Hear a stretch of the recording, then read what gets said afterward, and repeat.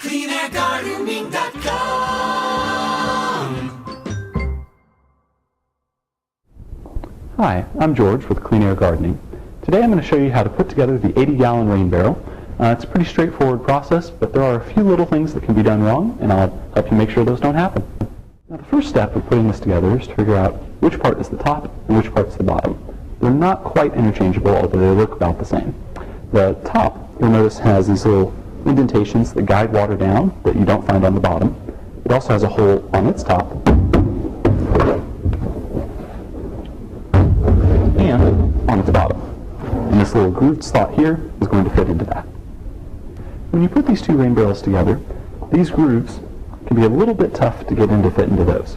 So one thing we recommend doing is taking some dish soap, squeezing it out, and putting it around the grooves. That makes it a little bit easier, and it keeps anything from sticking or any of the plastic from shaving off.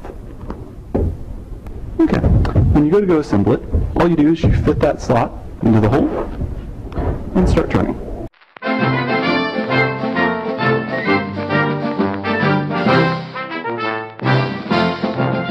There we go. Now, you'll notice that there are several different spigot attachments here, here, here, and here. You have an option on the top one, depending on where you want your water to go, about which attachment to put in. These attachments include a stopper, which has threading on one side and a flat end on the other, and a hose attachment, which has very fine threading to go on there, and very coarse threading so that you can attach a watering hose. Now, if we wanted to have water coming out from the right side, we'd put this in on this side, just gently thread it on in, and put the stopper over on the other side. Once again, not threading too tightly so you don't damage the plastic. This attachment here is an easy way to get water out of your Rainsaver barrel into a flower pot or into a watering pot. It goes in at about the mid-level in this spigot right here. Stick it in straight directly and turn gently. As long as there's water above this midpoint line here, going up to the divider line, you'll be able to get water out.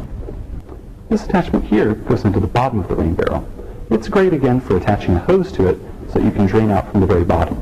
And it has an adjustable knob. You can allow it to stop or to flow through. Again, look for the fine threads versus the coarse threads. The fine threads are going to go into the bottom of the rain barrel, like so.